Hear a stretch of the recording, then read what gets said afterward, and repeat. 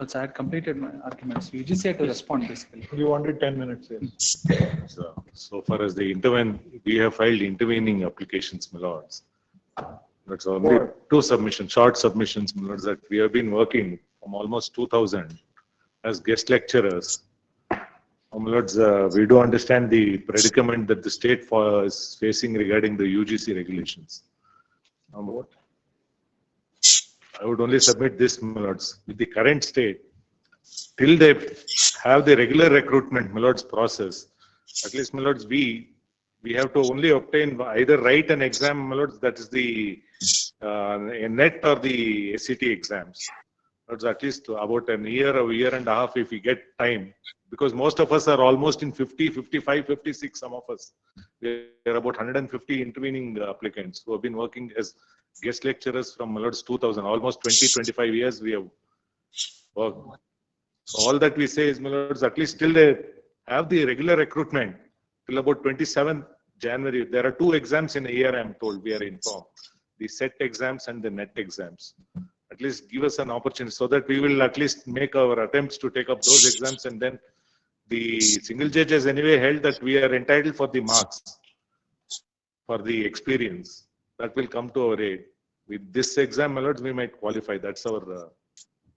Yes. I'm making my submission on the writ petition, my lords, not appeal, my lords, not on the submission made to the senior counsel, my lords, because it's a human problem. That's the only reason. Your lordship may kindly see, my lords, the prayer in the writ petition, my lords. Your lordship could get writ petition at page 63. Lords, the prayer at page 75.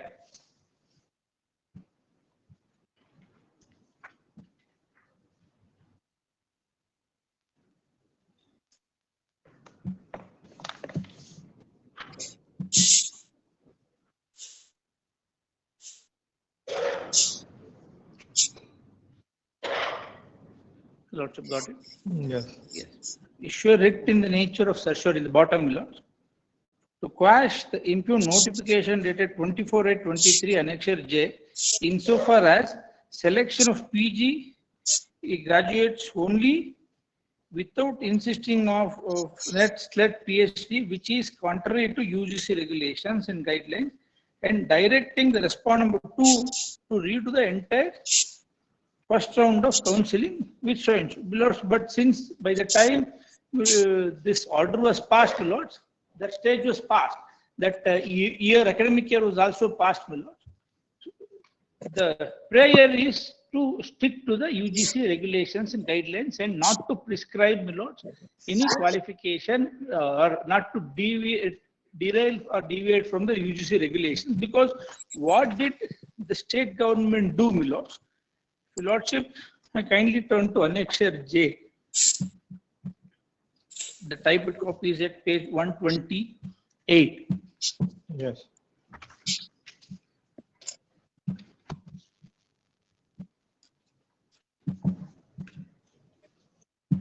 Yes. Lords, in the bottom, the merit list will be prepared subject-wise for candidates who meet the following criteria. These criteria, while fixing this, Yes. they have categorized as general qualification, 25 marks. For that, they have said maximum 25 marks of total percentage secured in their 2 years post-graduation is to be taken into consideration. Like that, they have said. Then, if obtained PhD degree, 12 marks. If NET or KSET or LSET obtained 9 marks. Obtained MPhil degree, 6 marks.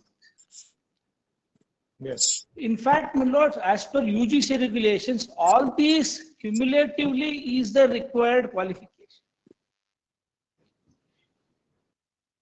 A person should have a post-graduation, then he shall have either the net qualification, net exam passed or equivalent state entrance eligibility test SLET he should have passed, and he should also obtain be a PhD holder is the qualification as per UGC regulations.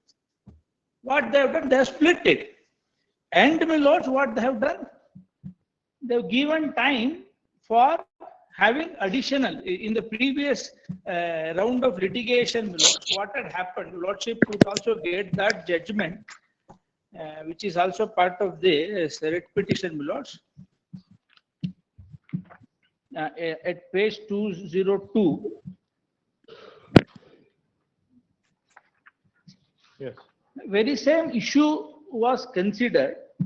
Then, Milords, in that judgment, to both this issue of giving weightage as well as having a clause, Milords, the clause 6, which was discussed, Milords, which said that though that appointment was made for 10 months, all the candidates were given 3 years time to acquire UGC regulation.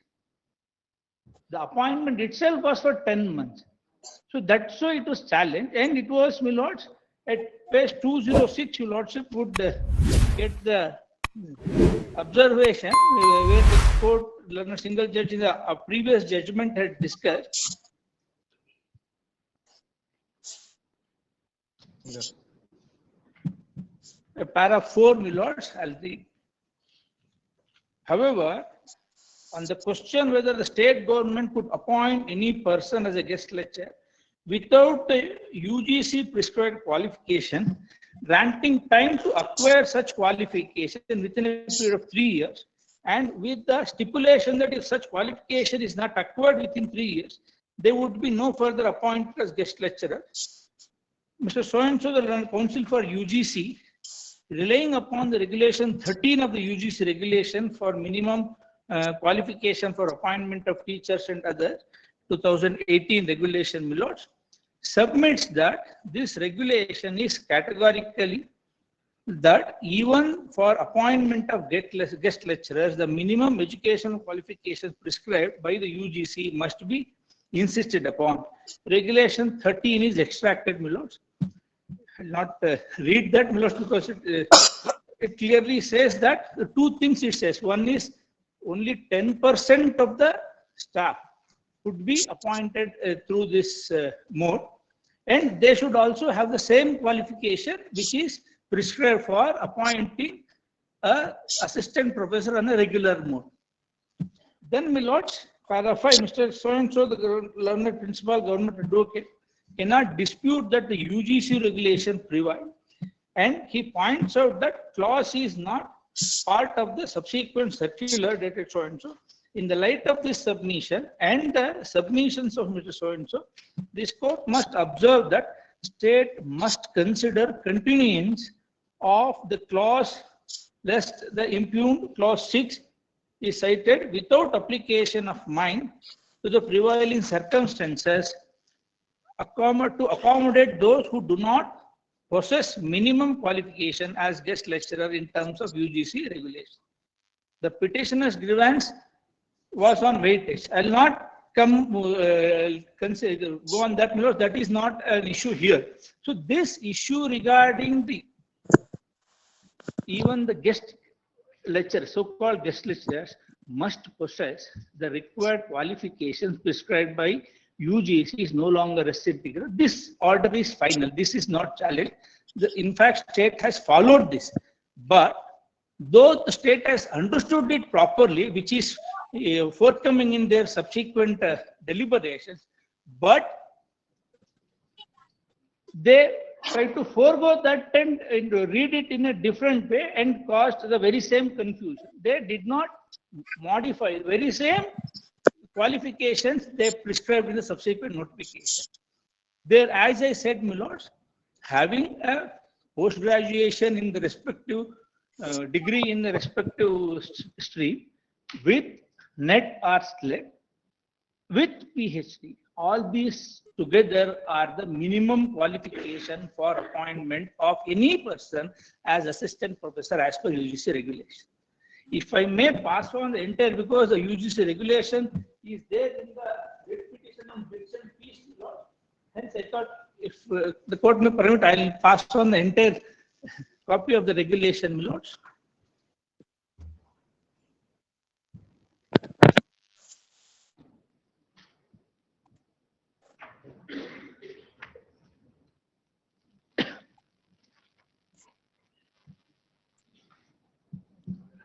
My lords, it starts from page 57 because first 56 pages are Hindi version of it. Hence, the English version I have produced, my lords. Page 57, if I may put.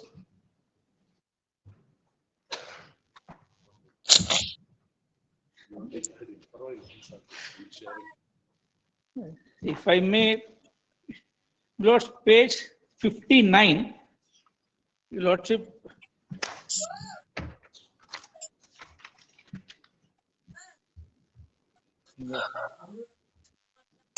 Uh, 58, my lords, recruitment and qualification.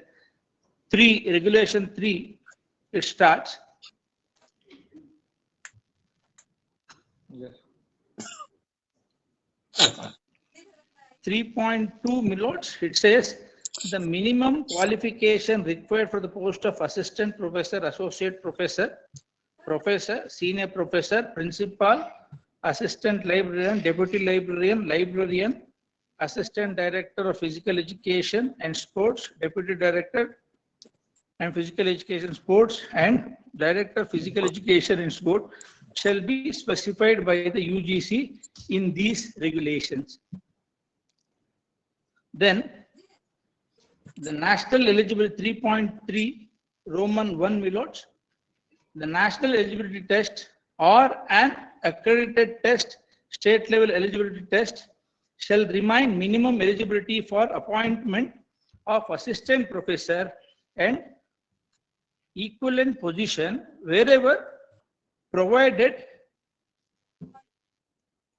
in these regulations. Further set shall be valid as the minimum eligibility for direct recruitment to universities, colleges and institutions in the respective state only, provided that candidates who have been awarded with PhD degree in accordance with the University Grants Commission minimum standard for procedure of award of MPhil PhD degree regulations 2009 or UGC minimum standard of MPhil degree regulation 2006 and their subsequent amendment from time to time as the case may be shall be exempted for the requirement of minimum eligibility of so and so net slate for recruit appointment of assistant professor or equivalent position in the university, college, institution, provided further that MPhil PhD. My only concern then, my lords, what must be the minimum qualification for each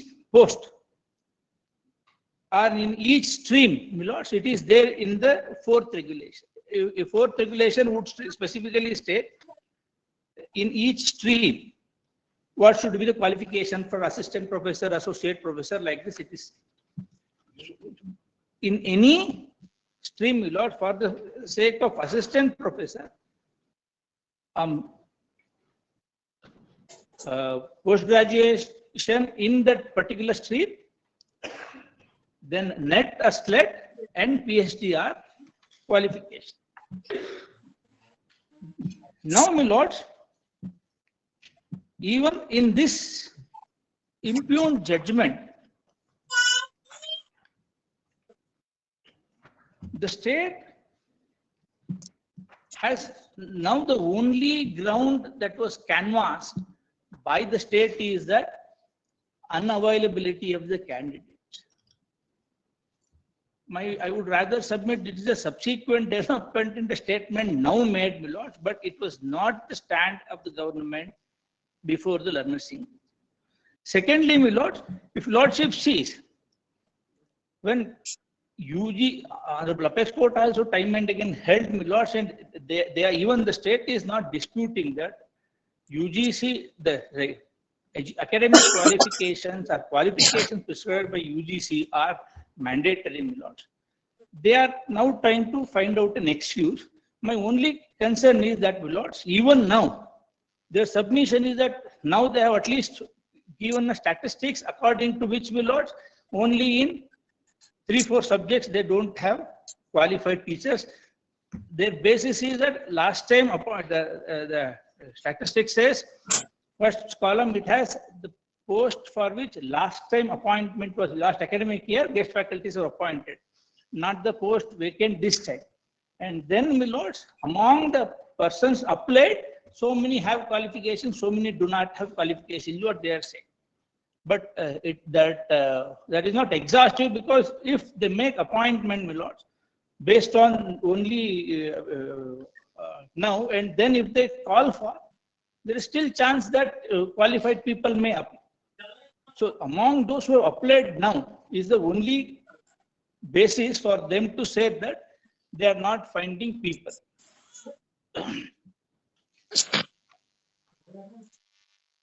No, as far as qualification is concerned, what is being asked for is a one-time relaxation.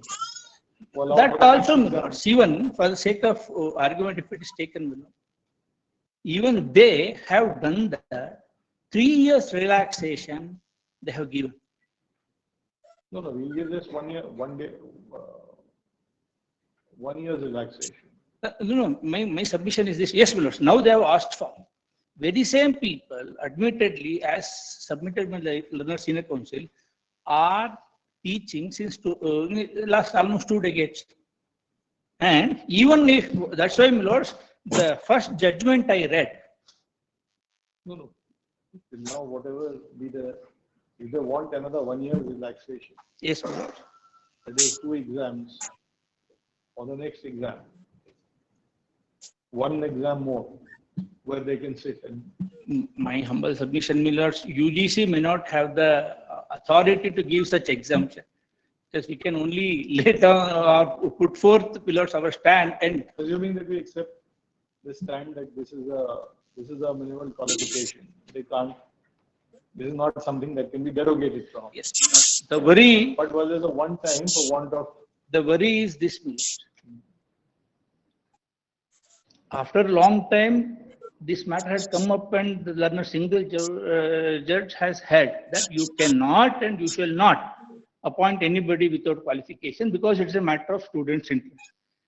Even then, my lords, if I'm not wrong, more than 1,000 petitioners are there before the learner single judge now, challenging a notification which was issued in complaints of this order which is under challenge. There they have taken 100 such grounds. I'm not on their right. Many would, because it is, of course, I may rather submit that appointing, as lordships have rightly observed while the learner advocate general was making submission, almost more than 2 to 3 times of the sanctioned posts we have guest faculty, which is not a scenario which was anticipated. That is the second point. Yes. Now you want to restrict them to 10%. That obviously can't be. Today, if you restrict them to 10%, Yes. then We have, my lords, in fact, issued a guidelines, my lords. Page 93 is our revised guidelines, which we issued to all the universities. My lords, 93, yes. 93, Yes. annexure E, my lords. Yes. There, considering all this, we have said 2 things, my lords. One is, lords, this point second. Point number 2, my lords. So this is only when you are remitting him to 50,000 rupees a month. No, not that. The second point, my lords. I am on the second point. The guest faculty be appointed only against a sanctioned post.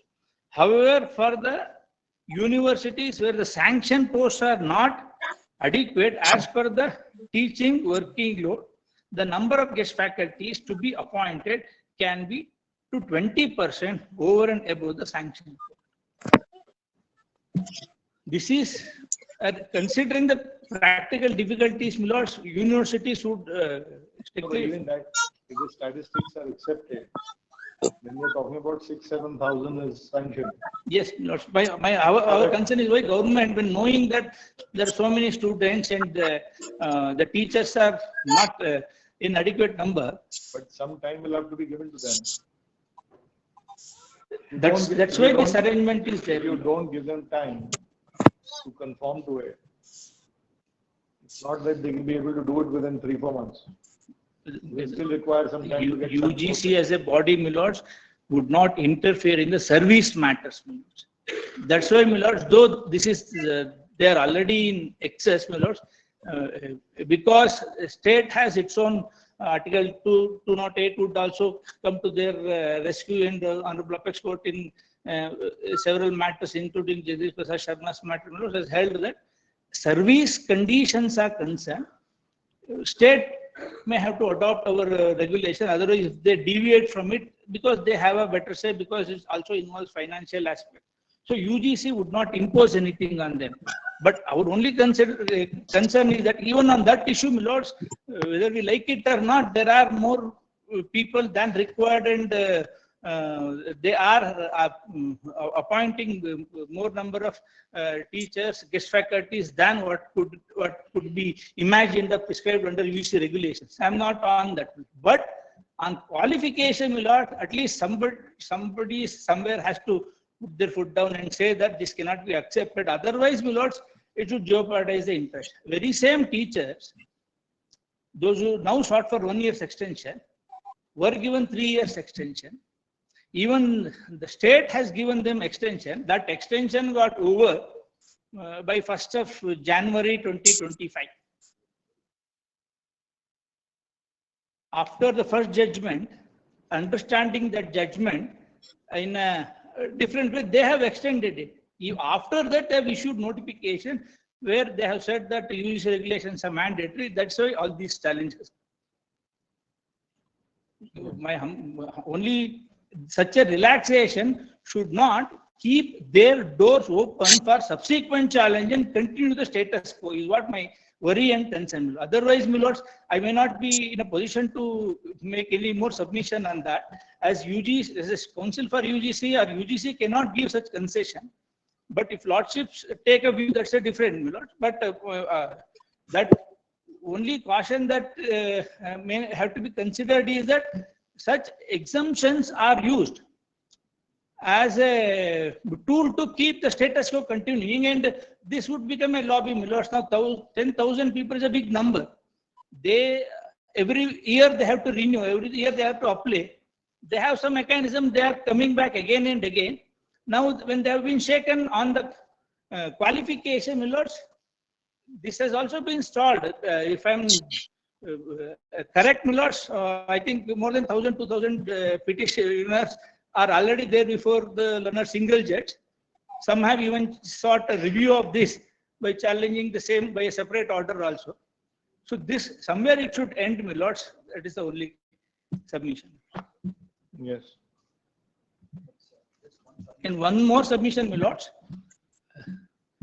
There are so many, even 3 months ago, just before the vacation, my lords, state sought permission from the court, sought modification of the interim order to fill up 1,500 odd vacant posts, because it has to be filled up. And the state could get qualified people. All of them were appointed for a period of 3 months and they were over. So one concern is that many who are qualified are outside, and those who are not qualified are inside, and they are able to manage the system. That is the problem. Just one submission, one clarification, my lords, on the UGC minimum qualifications. My lords, my learned friend said, postgraduate degree, my lords, with 55%, along with NET or SLET. That is the qualification. But if you have a PhD, you are exempted from NET or SLET. That is the national eligibility test or the state level eligibility test. It is not that PhD is an additional qualification. No. That is how it reads. For the post, page 89, my lords, or that regulation itself. Regulation. Let's see. No. Page number, my lords, have 4.1, my lords. 4.1. Yes. 4.1. Yeah. I'll just read, my lords. Eligibility: a master's degree with 55% mark, bottom of the page, 55% marks or an equivalent grade in a grade point scale wherever the grading system is followed in a concerned relevant allied subject. No, you're looking at associate professor.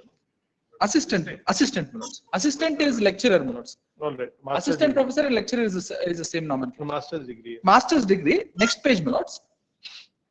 Beside fulfilling the above qualification, because there they use the word essential, beside fulfilling the above qualification, the candidate must have cleared national eligibility test NET conducted by UGC or CSR or a similar test accredited by the UGC like SLET or SET or who have been awarded a PhD in accordance with University Grants Commission so and so regulations and their amendments from time to time may be exempted from NET, SLET, SCT. So PhD is not a requirement. It is a PG plus a NET or SLET. That is what even they have said in their affidavit also. This is the regulation. So now, my lords, one submission, my lords, based on what fell from the court. My lords, insofar as the regular recruitment statistics are concerned, in page number, my lords, 15 of the petition, if my lords may see. Lords, from 2003, my lords, we are in this guest lecture. The state has continued this guest lecture thing till date. Lords, from 2003, we have had 6 regular recruitments. Page 15.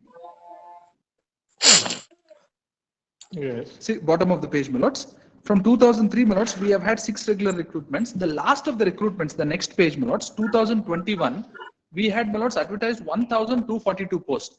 This recruitment, my lords, was finalized in 2024 and appointment orders were issued in 24. So fresh notification, my lords, for the remaining post has to be done. Now, my lords, in the meantime, please, my lords. Which is how many? Which is, my lords, the total sanction strength, my lords, is 7,187. See, that is what the problem Working is 6,190. The problem is that your sanction strength is a fraction of what your requirement is. Please. Therefore, you are going to less lecture. Their guideline says you can't exceed, you can't appoint anybody even as a guest faculty Beyond 20%. without the sanction post. So sanction post in any case, you have to do it. Maximum relaxation that they given you is 20% above the sanction post. Please. Now, how are you going to conform with this? Let's, insofar as that is concerned, let's, we have been these numbers that we are that the state required around 10,000 odd has been continuing from the last few years. UGC had no objection to it because the guideline, the communication that my learned friend read is to universities, where the universities have control over the sanction. But here, it's a state department which is running first grade colleges. And my admissions fluctuate in different subjects based on a year, and based on the admissions, I have the workload fluctuating. And in some cases, what happens because of the nature of the subject itself, the number of guest lecturers may look like more, but ultimately, if you take the workload into account, it will be like around 50% of the regular lecturer's workload itself. For example, if the regular lecturer teaches around 22 hours or 24 hours per week, then for a guest lecturer, if he teaches only 10 or 12, then what happens is technically, I'm having 2 guest lecturers for the purpose compared to a regularly appointed guest lecturer. So because of the workload, and the number of subjects involved, I'm actually having to appoint around 10,000 odd for the previous year and for this year. No, but how will you conform to the guidelines? The question. That guidelines does not apply to the state. It only for universities, not for state. This is the state departments. The colleges run by the state's department. Kindly see the circular my learned friend read. It is for universities. No. They have not. UGC till date has not objected on the percentage, that is if I've gone 20%. If they have any grievance, let them, if the university communicates to UGC communicates to us, we will take steps with regard to that. We can't understand what is the difference because if it's a state or a university. They have not issued to us stating that you cannot exceed 20%. Today, for the first time, a learned friend is contending. State also, these state-sponsored universities, no? Universities, what happens is this. So which is a college which is not a university where you want? We are government first grade colleges. These are government first grade colleges affiliated to a university. It is university constituent colleges. There is a difference. The university has its own constituent colleges where they appoint their lecturers. In respect of other colleges which are affiliated to the university, private. Your qualifications can't change. Qualification is not minimum qualification. Can I have an exemption for the government-run colleges? Milords, otherwise I cannot, I should not take, Milords, at the end of the day, Milords, if that is there, I should not take admissions. And I can take admissions only based on the number of the regular sanctioned working strength I have plus another 20%. So you have to increase your I have to, sanction strength. No, What your sanction requirement is. please, Milords, that, Because the whole idea of having these guest lecturers for 10 months please. each defeats the very purpose. That's what they're saying. Therefore, Milords, may I make, Your workload is permanent. please, It's not your workload fluctuate. Your Yes. idea of fluctuation maybe to a level of 10%, 20%. Can't be more than that. please. Therefore, they're giving you the option of 20%. You have to at least comply with this. Milords, may I just make this, Milords, may make those observations, Milords, in order. We will, the state will take steps, Milords, to comply with that, so that we'll increase the number of posts. We are asking you why you give us a roadmap which you can implement. Because otherwise there is a question of doing. So you give us a roadmap of how you're going to do it. Please, Milords. They can't give you a relaxation. Please, Milords, what we are, Milords, He may be able to, although it's not Milords, may I just strictly in our place also. may I just make this, At least They'll have to require financial departments because the burden of. we are asking a roadmap. When will you please, Milords, complete? may I just, Milords, put it this way. Milords, insofar as, Milords, the academic year, Milords, starts, Milords, from September. So August, Milords, therefore we were pushing for the hearing of this matter. Now, Milords, we have to continue for the next academic year, that is 25-26. See, like we told you, we can't interfere with this order. Milords, We only can 1 year. interfere with- Milords, I get it, Milords. Insofar as my lords have made. You have to make a very compelling case for interference with, apart from saying your counseling is. If they're right that for 3 years this has gone on, then you perpetuated this for 3 years. Sometime it'll have to stop. It has to stop, Milords. If Milords, from 2003, Milords, the system has continued. But in the previous year also, for the present working strength also, 50% of them, Milords, are UGC qualified candidates. The other people, Milords, are the persons who don't have need. My submission is Today, for all that you do to do one more year. If my lords may allow us to complete. Today, all that you have to do is to point out in these subjects we don't have, we are a constraint. For that subject, we may give you a year's relaxation. Please, Milords. But for the subjects where you have persons available, what is the rationale of leaving the qualified ones out and giving? For that, Milords, I would just giving put it this way. This is Say, exactly what your guest lecturer 3 years, Milords, from 2003. 48 marks translates to. Plus 48 marks, Milords, that they have been working, Milords, there have been no complaints insofar as that. No, that's right. So you're saying if somebody has work experience, what objections can you have for the giving them weightage? Of course you can, but you're using that weightage to outrun the basic qualification. No, To Milords, give, if you got somebody who's fully qualified and he's a guest lecturer, by all means give him preference. If his experience is for 2 years, you can't let that override the main thing. Main point. Milords, as a statement, I could just treat this, Milords, for 1 year, 25, 26. If my lords allow us to operate it as it is, my lords can say that this order shall be implemented stricto sensu, my lords, from. Then you will have to give us an affidavit to undertake. We will implement it in this manner and this case, and we want this relaxation. We might give it to you. We can't find fault with the learned single judge's order. We are in appeal. Please. So unless you give us some compelling reasons to allow you to do so, which we may, by saying in the state of, since the problem that you are in, the implementation doesn't mean students don't give you that part of the relaxation as you've done. Then my lords can have it day after tomorrow, because that will be the last day of Only tomorrow. one clarification, my lord. Day after tomorrow is Saturday. Saturday, working Saturday. Working Saturday.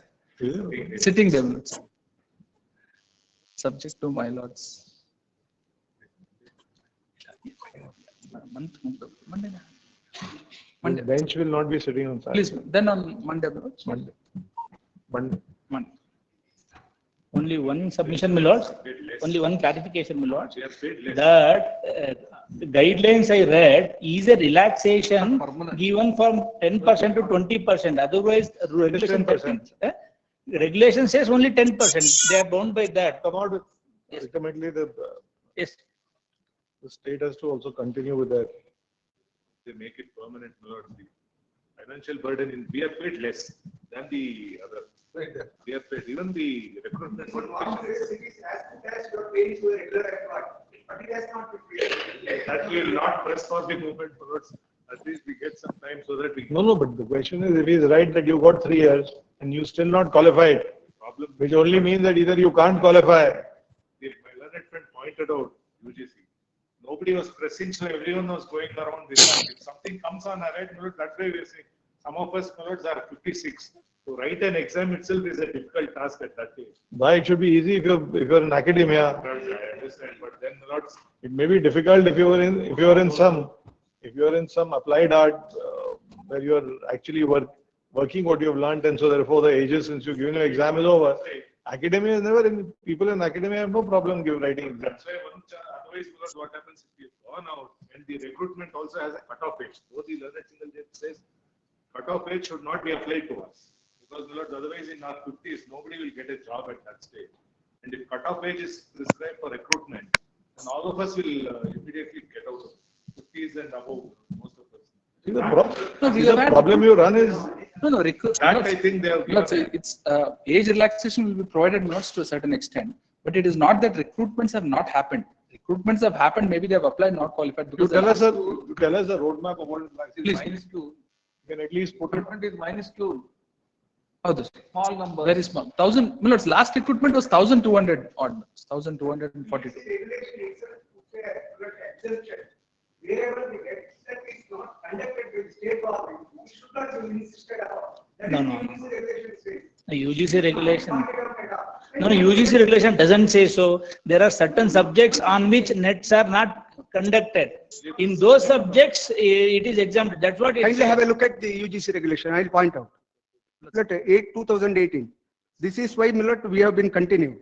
This is issued for the minimum qualification of appointment of teachers and other academic staffs in the universities and colleges, and measures for maintenance of standards of higher education 2018. Kindly have a look at Millet 3.1. Recruitment of qualification. Your lordships are aware, Millet, regulation 13 provides it is as good as a direct recruitment you have to make. Millet 3.1. The direct recruitment of the posts of assistant professors, associate professors and professors in the universities and colleges, and senior professors in the universities. It is a case of degree colleges where Millet, the master of discipline and degree of discipline is been sought by the state government. Now kindly have it 3.3.1. The national eligibility test and accredited test and the state eligibility shall remain the minimum eligibility for the appointment of assistant professors or equivalent positions, whatever provided in this regulation. Further, SLT shall be the minimum. Next, Millet 2. The clearing of NET, SLT, SET shall not be required. Kindly mark. For the candidates for such disciplines for which NET SLET has not been conducted. Now the state government is not conducting the SLET, NET or any programs. Where we have to go? It is the UGC gives an exemption here. It's not like that. If in respect of if in a subject, not in certain subjects, there is even UGC does not conduct NET, SLET. Only for those subjects there is an exemption. If those subjects are there, No, it has been. No, sir, I would say except- it has been conducted twice, and there was a malpractice. The state government cancelled all the NET SLET until further orders, not calling for it all. Where should we go? We are not working since from past 25 years and continue. we'll say that also. When was the last exam conducted? When is the next exam? I'll get all those details. NET is conducted by UGC, Millet, not by the Let state. them also say, millards. SLET is SLET is by the conducted by state. SET is conducted by them. Conducting any. We are conducting. Millards, if in a subject, They're conducting any. They are conducting every year twice it is conducted. Millet. Wherever the SLET, either of there is a slash mark, any one of them. But the competitive exams, the NIT, they are not conducting per year. Requirement as qualified. Let them come with the. NET they're doing twice a year. Slash your right means or. No, yes, correct. So But what prevents you from, we will provide what the. prevents you from clearing NET? No. We will provide the information how far they have also conducted so far. They are saying that two exams a year are being held in NET. No. We shall come with the information. millards, if in a subject the NET SLET is not conducted at all, then the minimum qualification will be degree. Obviously, there is not. That's what, so my learned friend cannot paint the whole, in most of the subjects which I pointed out, there is NET SLT. That's why we are litigating. Otherwise, there was no litigation at all.